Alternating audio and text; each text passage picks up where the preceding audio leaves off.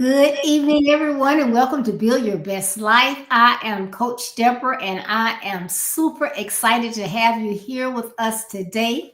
And our guest, Miss Jasmine Mitchell. How are you? I'm doing fantastic. Thank you. Thank you so much for having me. Oh, thank you for taking the time out to be here with us today. So, hey, it is Tuesday, and Tuesday is for what? Blueprint for Success. And so we try to have different individuals on here that can give you the insight that you need for different aspects of your life. So we are excited about our topic today. I want to take this opportunity, though, to thank everyone for sharing, for commenting, for your likes, and for your prayers. We could not do what we do without our partners and our friends. So thank you so much. So today, our topic is stronger bodies help build stronger minds. Stronger bodies help build stronger minds. And so we're going to get into that. But first and foremost, we will again want to welcome our guest, Jasmine, and we want you to tell us all that. Tell us about yourself, what you love to do, and your philosophy about mental health and physical fitness. Yes, thank you so much. So a little bit about me. Again, my name is Jasmine Mitchell. I am the owner and founder of PsychoFit LLC, which is about bridging the gap between mental health and physical fitness. I have been a personal trainer, certified trainer by trade for several years. More recently, I've become a pre and postnatal exercise specialist, shifting my attention to our birthing community and the specific needs that they have during that perinatal period. This transition was brought on by my own experience with postpartum and just the different challenges that I faced during that process. Um, and so both the prenatal and the general training, they all approach fitness from the same point of view that mental health and physical fitness, they go hand in hand. One cannot be fully achieved without the other. Um, a lot of times I think people try to breeze past one. You'll have people who are super grounded in their fitness, super disciplined, but they tend to overlook the mental health component. Or you'll have individuals who are very, very intentional about their mental health, about, seeing the therapist, doing all the self-care. Self-care is a big, popular word now on social media. So people will really dive into that self-care mindset. But we tend to overlook the fact that true self-care means caring for our bodies and the temples that they are. So I approach fitness with that in mind. In the gym, anybody who trains with me, you'll hear me say a lot of times that don't let your mind tap out before your body is ready. Even when you're preparing your body for birth, a lot of times we are experiencing one of the most challenging experiences. Talking about the process of childbirth, even growing a person, that is one of the more mentally taxing things you can go through. Knowing that your body is going to be experiencing this type of pain, you have 9 months to think about that. And it doesn't make it any better, any easier to face. So really knowing how to tap into your body and calm your nervous system, knowing when it's time to fight and push through versus when it's time to rest and relax, knowing when to listen to those different cues. So fitness, total body wellness, mental health, they are all one piece of the same puzzle, in my opinion. Ooh, awesome. I cannot wait for this talk. Interesting. Interesting. Okay, I want to welcome, I see Deacon Henry Holmes on here and Curly. Thank you all for tuning in. I know some others on here. If you're not subscribed to my Build Your Best Life page, I won't see your comments, so I don't know you by name, but thank you so much for tuning in. And I do see Michael Mitchell. Good evening. Thank you for tuning in. So, today we're diving into this powerful connection between our mental health and physical fitness. There are more and more studies showing that when we take care of our bodies, we're also taking care of our minds. So, for those battling depression and anxiety, the right combination of therapy and fitness can be life changing. And just as you heard Jasmine explaining how it relates to the birth cycle as well. There's a lot of things that we don't know. And you know what? I always say you don't know what you don't know. So this is going to be very enlightening. So Jasmine, tell us about how your experience led you to your breakthrough on the significance of prenatal and postnatal care.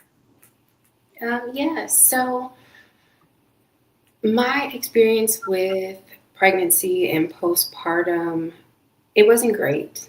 I always make a joke to my friends or try to lighten the mood when I share my experience, but my joke is my body was allergic to pregnancy. From the moment my body realized it was pregnant, and that is no exaggeration, my husband is on here listening as witness. I was sick. I was violently ill.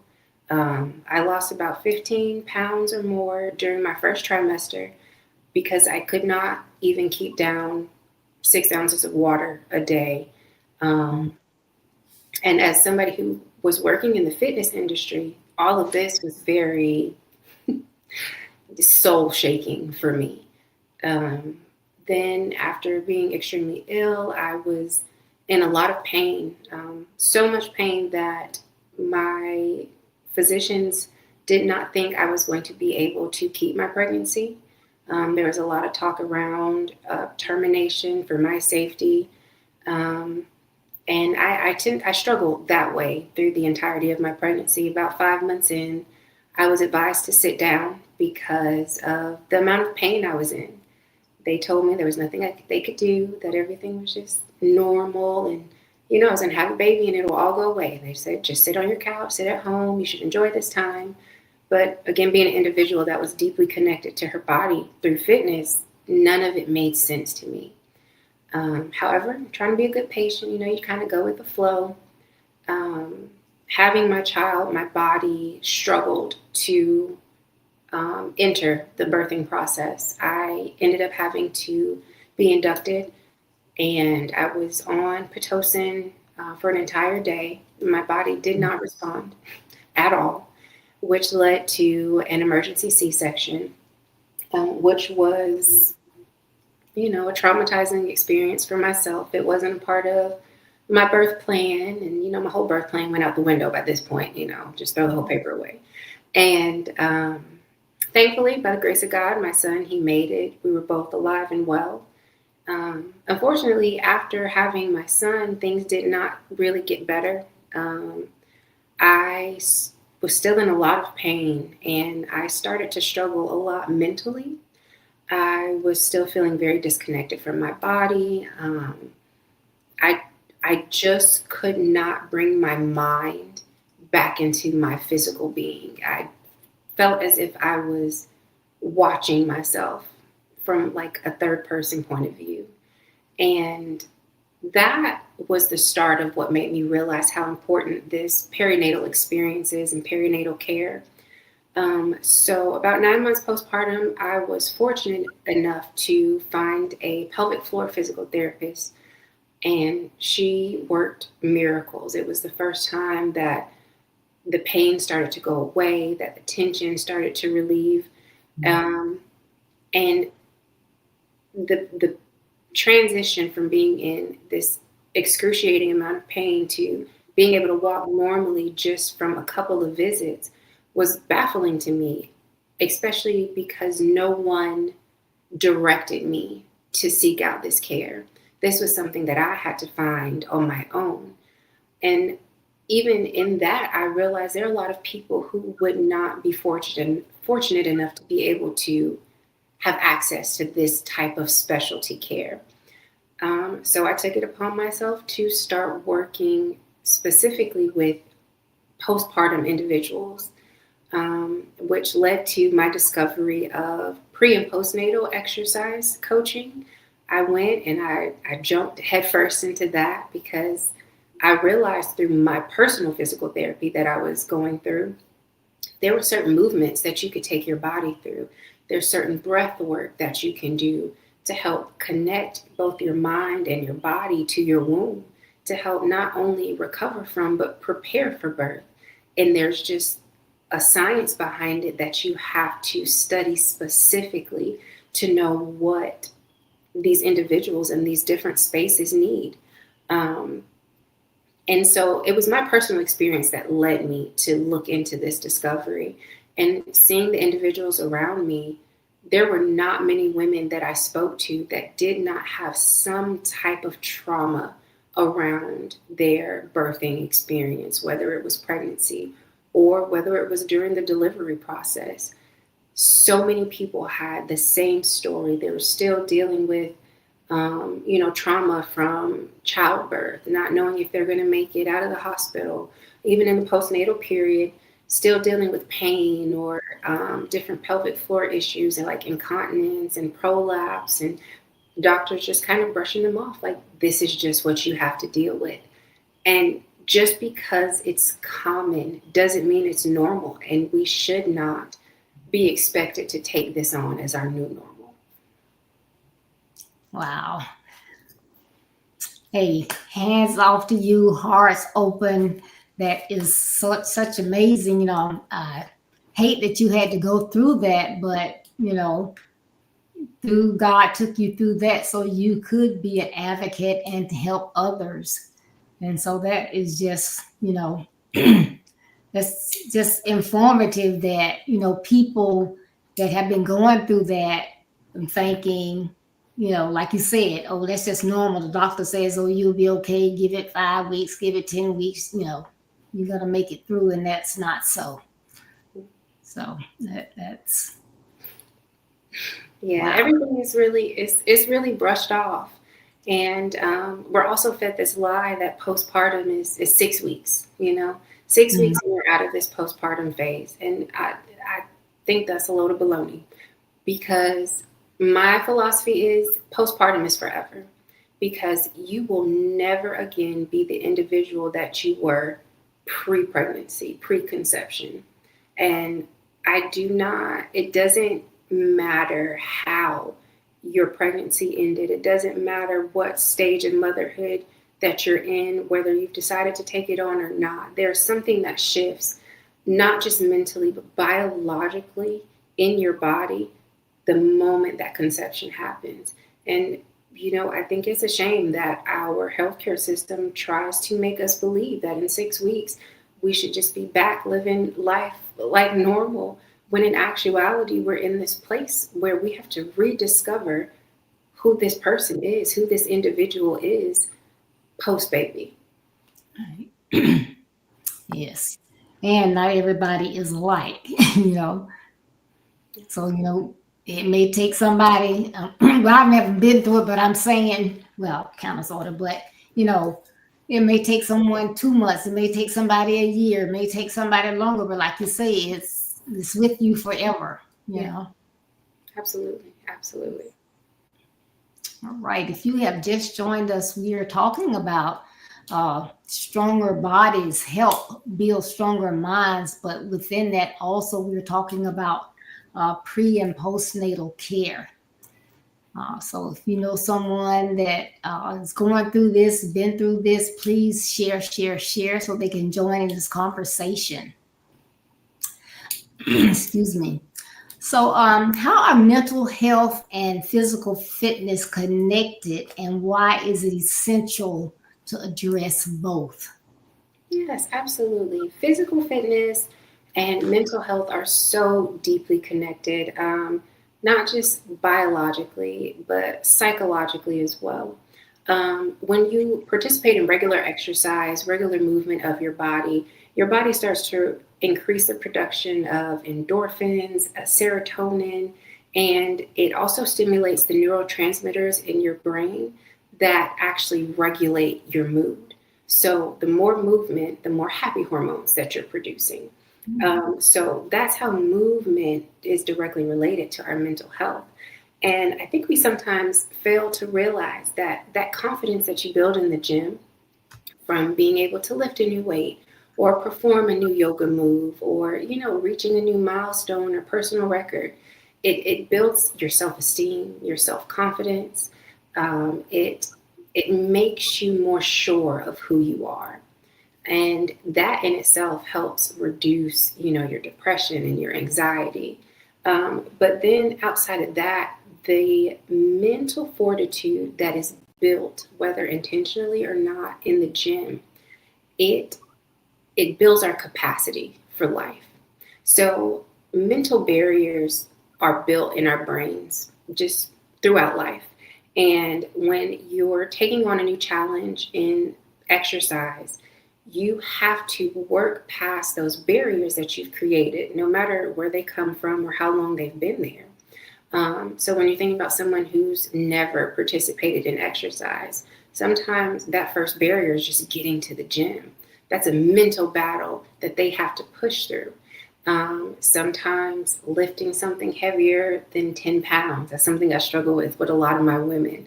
Like, girl, you're stronger than that. You just have to believe that you're stronger than that.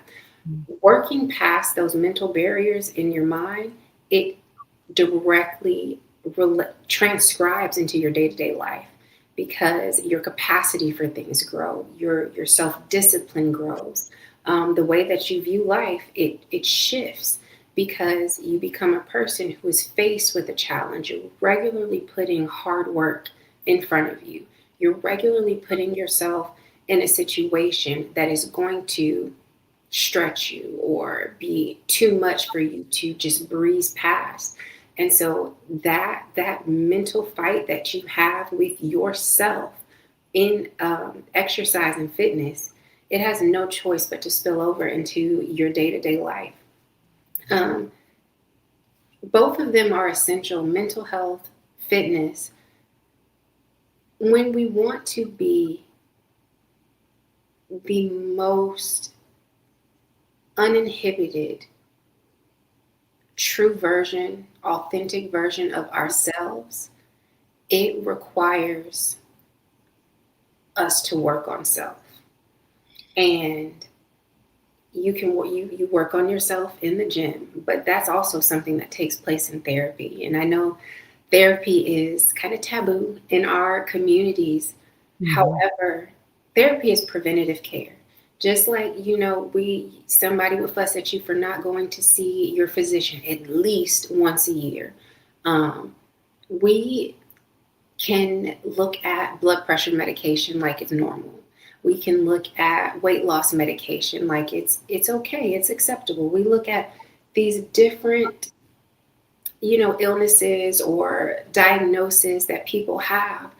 But when it comes to our mind and the different struggles that we face, the different illnesses, the different diseases, the different diagnoses, and it becomes this hush-hush thing. Like, you don't talk about this. You don't tell anybody that you're struggling. And that is very harmful, not just mentally, but physically. Your body keeps score.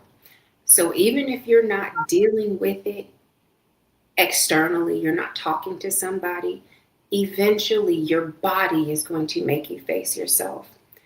Something that I was reading more recently, specifically in Black women, our rates of being diagnosed with autoimmune diseases skyrocket at about age 30.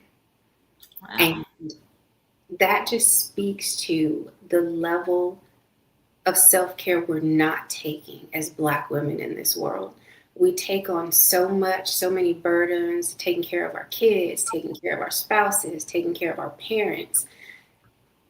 And you do it, you put a smile on your face, you show up, you may be dead dog tired, you go to sleep for 3-4 hours, and you get up and you do it again.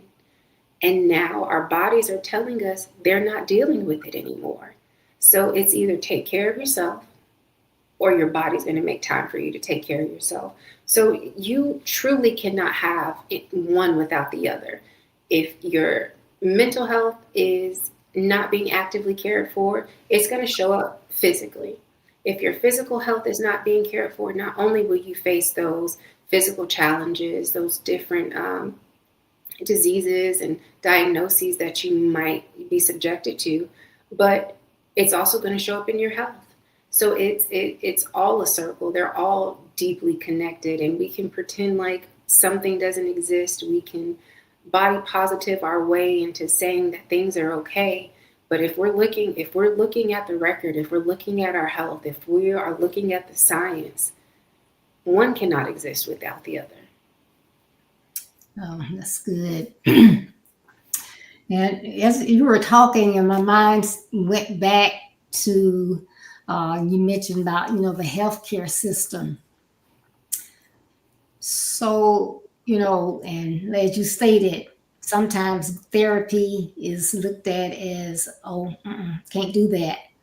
But is therapy something that our healthcare covers more so than they did previously? Are people having to take that on totally upon themselves to get that care?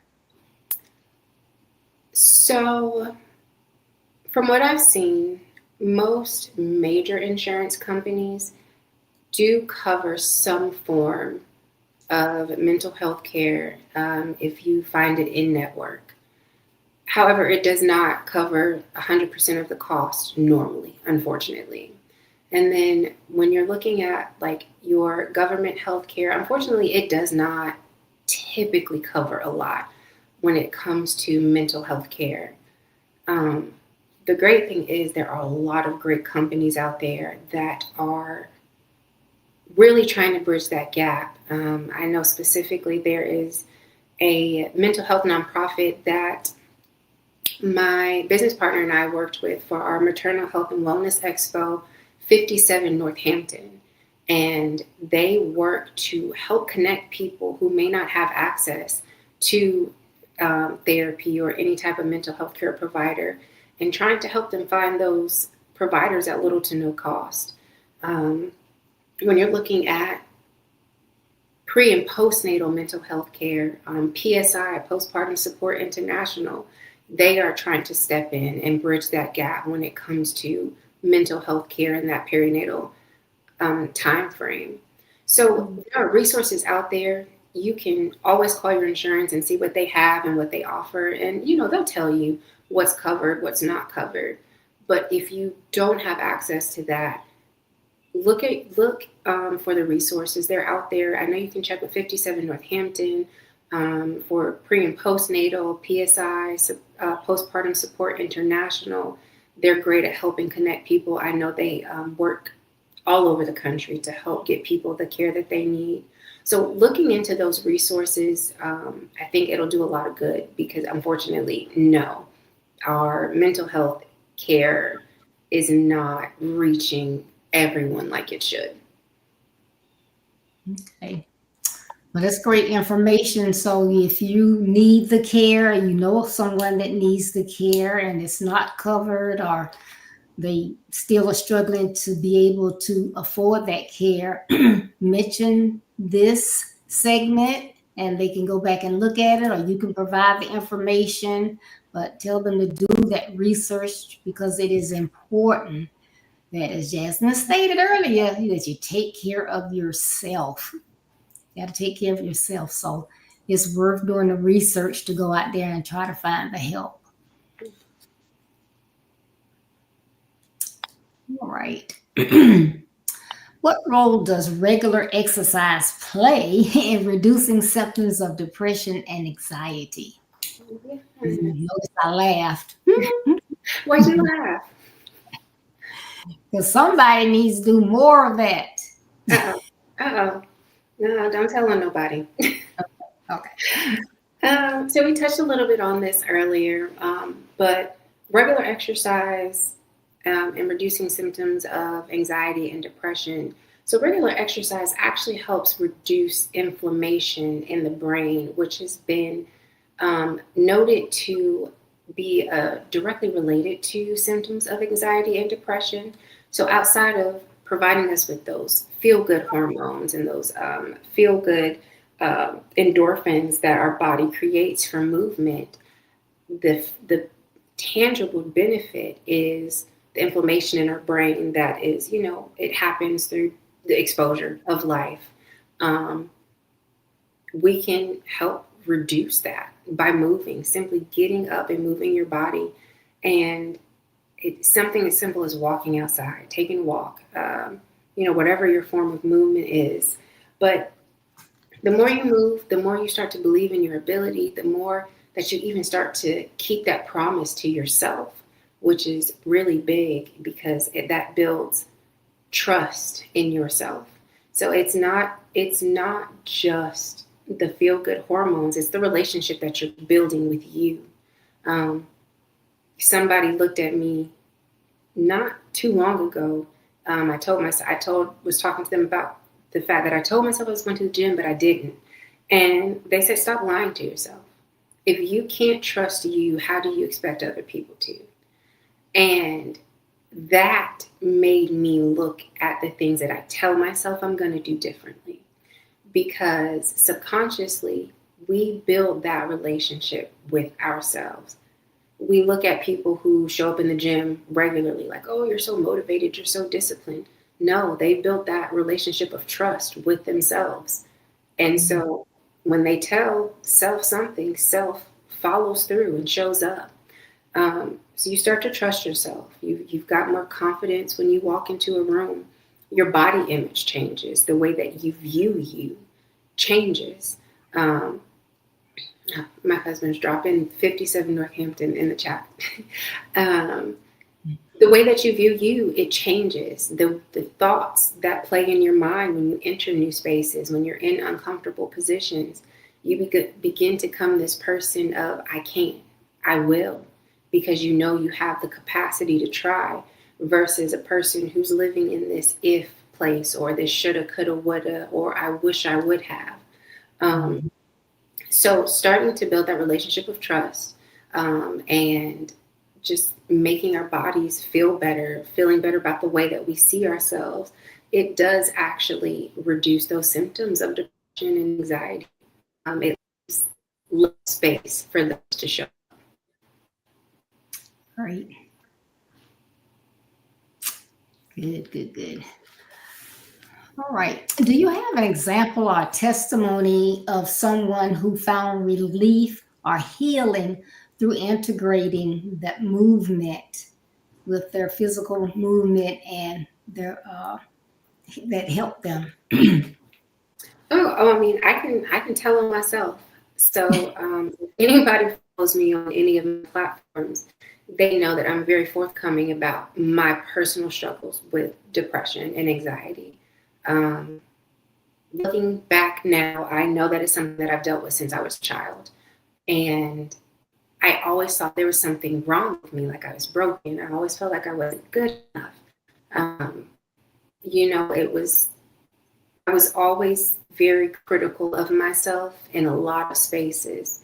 There was never really a time that I could just be fully proud and fully present of anything that I had done or accomplished. And this is kind of a trigger warning, but I got to a place where I was suicidal. I was actually voluntarily committed for a weekend because I knew I needed to find something to help me. And after that, I did start on antidepressants. And I am an advocate for managing different mental health struggles with medication because it does work. However, I still did not feel fully like I was present, like I was in my body, in my mind. I just kind of felt as if I was existing and like the world was happening around me. And there's a friend that I have. She came and picked me up one night. It was practically midnight. She threw me in her truck and she gave me a little shot of pre-workout and took me to the gym. And I was like, okay, girl, I guess. I played sports growing up, so, exercising, whatever, let's do it. That's fine. But the craziest thing happened after about a week or two of going. There was one day I was lifting weights. I was lifting more than I had ever, following a structured program. And I broke down crying in the middle of my workout. I didn't stop exercising. I did not stop moving. But I was just bawling my eyes out because there is some trauma that can only be released by feeling it in your body. And I kid you not, that was what planted the seed for what I do now, because that moment, the choice was made to fight for me in the gym. Every day. I didn't have kids then, so every day. Every day, as often as I could, as long as I could, because I did not know how to deal with what was going on in my mind, but I knew how to deal with myself in the gym. So I started with what I did have control over. And that just grew into what I know now. I started seeking out therapy again. I became more confident in advocating for myself when it comes to my mental health. I'm quick to fire a therapist. If I feel like you don't work for me, you're not serving me, you're not challenging me, sorry, got to move on. Like, I need somebody else that's going to help me in this new phase. So I can personally attest that it's not just another hashtag or social media quote, but fitness really does help when it comes to mental health. Awesome. That's good. Please tell us, what role can our schools, our families, and different people in the community play in encouraging boys and men, as well as women? You know, we kind of talking, so a lot of it is women based, but they both struggle to stay active for emotional well being. Yes, absolutely. The biggest thing that I can say is lead by example. Um, Children are sponges. Even Mhm. especially young boys. I have a son, so this is my heart right here. But one, he sees me move my body. He is going to see me exercise. He may actually be the weight that I decide to lift for the day. But he's going to be a part of what I'm doing. Um, he, I don't deter him from participating. We work very hard to create space for him to be physical, less than he is hooked up to a screen. So we encourage outside time every day. Short of the sky falling out, we're going outside. It's something, there's some dirt you can touch, there's a plant you can pull up out of the ground, and that those first few years of children's lives, they need to touch the ground. They need to feel the dirt. Their body needs to connect with the outdoors, because it's literally writing the blueprint for who they're going to be. So letting them see you move your body, letting them, making sure that they're getting outdoors, um, and creating an environment that is one that promotes health.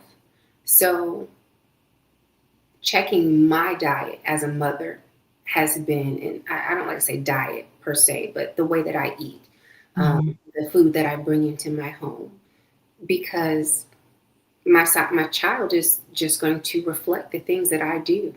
Because I can't tell him, hey, eat these vegetables and you can only have this, when he sees me snacking in between meals on something that's less than great for me. So That's if right. he can see what I'm doing, it's so much easier to teach him. And then promoting therapy, mental health care, that starts at home. Letting your children know that emotions are not the enemy. Um, I think everybody kind of gives this gentle parenting thing a bad name, but gentle parenting is not really for children. It's for adults who never had the emotional security to deal with their inner child. And Mhm. so we create space for big emotions. That does not mean that behavior goes unchecked. It just means, well, yeah, I'm upset too when I don't get a cookie because I wanted it. And I know the only way that you know how to deal with that right now is fall out and cry. So punishing the emotion, the reaction of falling out and crying, does nothing to help him learn how to deal with that feeling of disappointment and frustration. So learning to create those safe spaces, That's good. and also letting boys see emotionally mature men. Oh my goodness. Your child will never think to grow past the level of maturity that they have witnessed from you, because that is all in their minds for the most part that they are going to believe that they have the capacity for. So And emotional dysregulation is not just falling out and crying and, flying off the handle. It's avoidance. It is giving people a silent treatment, isolation, shutting down, needing to drink your problems away, needing to smoke your problems away. We have to allow our young men, especially, they need to see older men identifying their feelings and finding healthy ways to deal with them. We can't keep teaching boys like boys don't cry, boys don't do this, boys cry, boys cry a lot. And that's what's wrong with a lot of the world. It's a whole lot of grown, emotionally stunted men running around making decisions about things when they really need to be dealing with themselves. And I mean, I'm sure there are women who can testify to having to deal with an individual at times who lacks the emotional maturity to even handle your emotions. Or, they come home from work having a bad day and they're grunting and throwing stuff, and it changes the mood, the atmosphere, and in the entire household. Because men, when it comes to emotional regulation, they set a lot of the tone. So young men, young boys, they have to see an example of a man who is willing to feel things and then decides to deal with them in a healthy way. Awesome. I say that all the time. We all have emotions and we're all supposed to use them, men included. So see there, I knew what I was talking about. It's okay for men to cry. Yes. It's a feeling, it's an emotion. God gave it to us, all genders, to use. Yes. Absolutely. Yes. This has been a phenomenal topic, and I have really, really enjoyed it. But if someone is battling with depression or anxiety right now, what is one step that they can take today to begin using physical fitness as a path toward hope and healing as they build their best lives? Just start moving. Mhm. If you are not actively, on a regular exercise routine, just start, even if it's going outside and taking a walk. If you are somebody who is regularly involved in exercise and you still find yourself struggling, I suggest trying something new, taking a new class, finding a new group to join. Sometimes we just need to shift our environment with the stimulation that we're getting because, we're humans. We crave variety and experience. So if you're already actively exercising on a regular basis, try a new class, join a new gym, find something to make it a little bit more exciting. But somebody who is just getting started, start by going outside, walking up and down your driveway 10 times. Or if you've got it, walk around the block. Just go outside, move your body, and it does help. Thank you. Thank you. I have really appreciated this topic and the information that you have provided today. If there's something that you would like to tell everyone, maybe something I didn't ask, please share that with us in your closing remarks, and please tell everyone where they can reach you, and anywhere that you want to recommend that they can get the care that they need. Yes, absolutely. There actually was one thing I did want to mention when it comes to our young men. Something that a friend of mine was telling me that she does with her sons, and that my husband and I actually have started doing with our little boy. Um, when they are having these big emotions, sometimes, because they do, children do, but specifically boys, when they have these big emotions and it seems like none of your regular go-tos to help them regulate and deal and breathe and all the things, if it's not working, take them outside and make them run. Because the difference between boys and girls is so drastic. Physical activity in our young men helps them learn to regulate their emotions. And I promise you, I don't care if it's 5 o'clock in the morning or 8 o'clock at night, we're going to go outside and run so you can calm yourself. And I mean, nothing crazy. We're not trying to hurt the kids. But usually by the time it's over, boys are so naturally competitive. It's a game. They're laughing.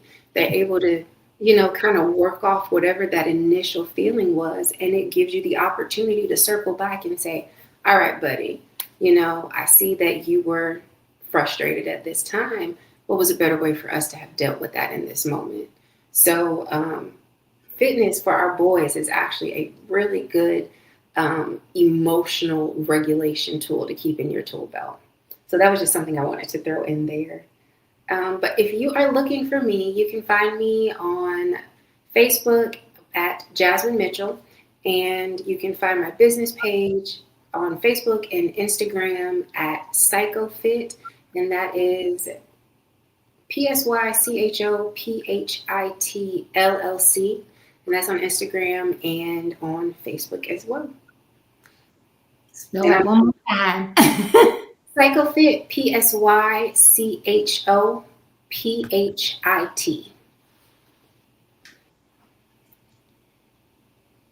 P-S-Y?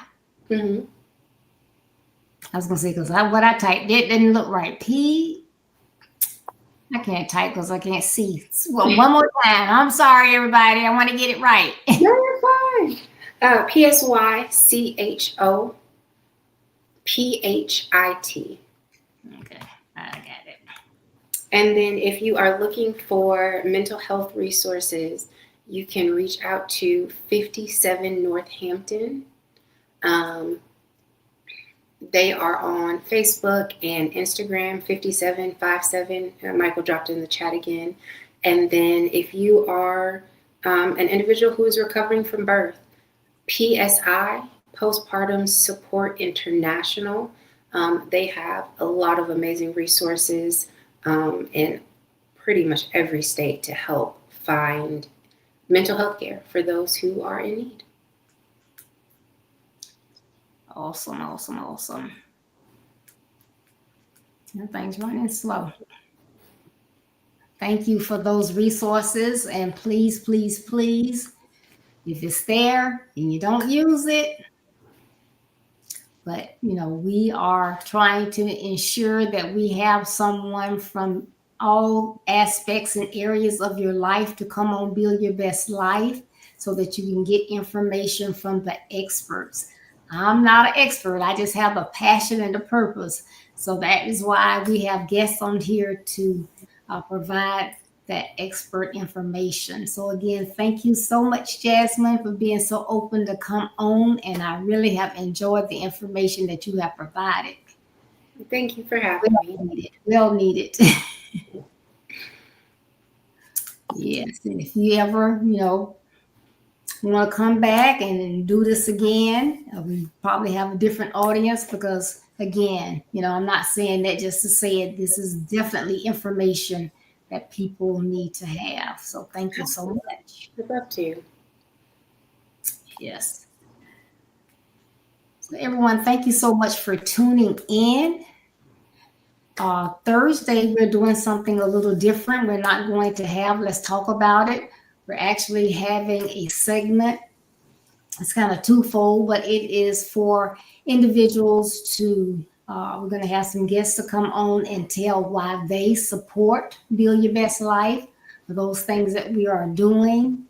So we will be here same time on Thursday, 6:30 p.m. Eastern Standard Time, 5:30 Central.